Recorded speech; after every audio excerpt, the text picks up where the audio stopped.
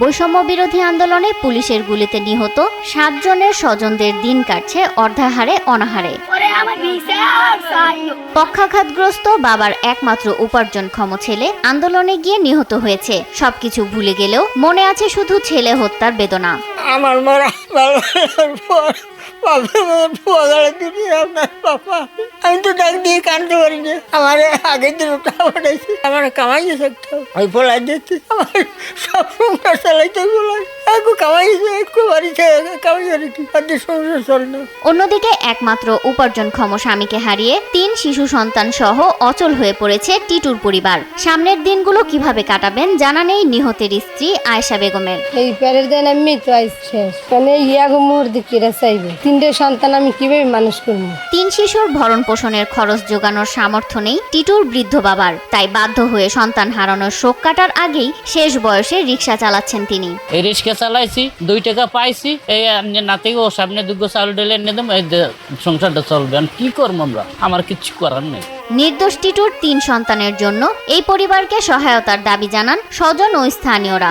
আমরা গরিব মানুষ, আমরা এই ডেলি হে গাড়ি চালাই, মালিকের গাড়ি চালাই বাসায় গেছে, বাসায় গন চা খাইতে নামছে, হেকেলে ওই 2-3 পাও সামনে জায়গায় আউ গেছে, হেকেলে এখানে পাশে এগুলি লিখছে। এখন সংসার চলবে যদি আমার কিছু সাহায্য করে সরকার থেকে, তাই যদি আমরা খাইয়ে পরে বাঁচতে থাকতে এই ঘুরে গাড়া লইয়া, নাইলে আমার এই নাতিগুলো আমার মরণ ছাড়া উপায় নেই। আমরা এই 3টা যে সন্তান, তারপর তার স্ত্রী, এগুলো আমরা কিভাবে দেখবো?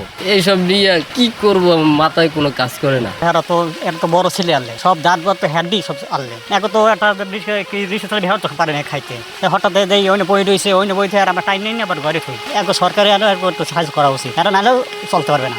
একই উপজেলার উত্তর করুণা গ্রামের তৈয়বালির ছেলে এসি মেকানিক মোহাম্মদ লিটন গত 18 জুলাই বেলা 12:30টার দিকে রাজধানী ঢাকা মধ্যবাড্ডা এলাকায় এসির কাজ করতে গিয়ে গুলিবিদ্ধ হয়ে মারা যান তিনি। কাজ করতে চাইছে আর এসে গোলাগুলি আরম্ভ দৌড় দিল, এই গুলি পড়ছে। ওর রাফর দিয়ে যে মহিলাটি মোবাইল দিতেছে, আমার বড় বলে যাইয়া ফোন দিয়েছে সেই মহিলাকে, আপনার বাড়িতে দুনিয়ায় আছে কিনা আমি বলতে পারি না, মোবাইলটা আমার কাছে দিয়েছে, আপনি নিয়ে যাবেন। তো লাশই পাইতে না,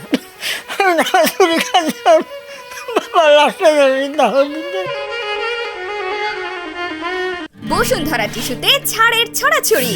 বসুন্ধরা টিস্যু নিয়ে এলো নিশ্চিত ছাড়।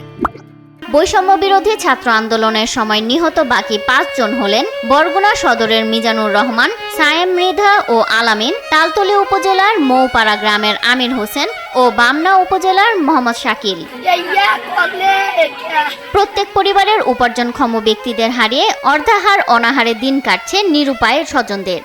রাজানের পর একজন আইসে আমার বাসায়, ভাবি মিজান তার বলে গুলি লাগছে।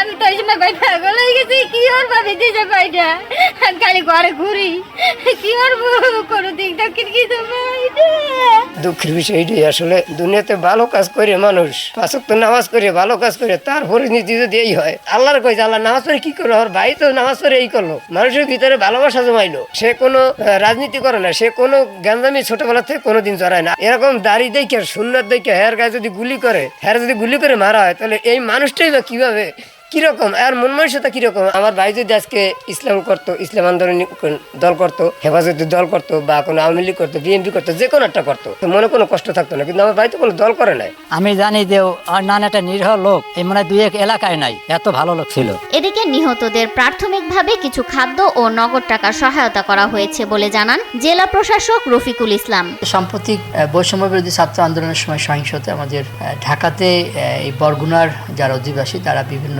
কাজের ক্ষেত্রে তারা ওখানে ছিল ঢাকাতে, এবং সেই সময় তারা নিহত হয়। তো আমরা যেটা করেছি, এই 6 জন যারা নিহত হচ্ছে তাদের পরিবারের সঙ্গে আমরা যোগাযোগ করেছি, তাদেরকে আমরা প্রাথমিকভাবে কিছু আর্থিক সহযোগিতা করেছি, কিছু খাদ্য সামগ্রী আমরা দিয়েছি, এবং আমরা তাদের সাথে যোগাযোগ রাখছি, তাদের যে কোনো প্রয়োজনে যাতে আমাদের সঙ্গে তারা যোগাযোগ করলে, বা আমরাও তাদের খোঁজখবর রাখছি, এবং আমরা আশা করব সরকার থেকে যদি তাদের জন্য বিশেষ কোনো বরাদ্দ আসে, সেই তালিকা আমরা পাঠিয়েছি। আশা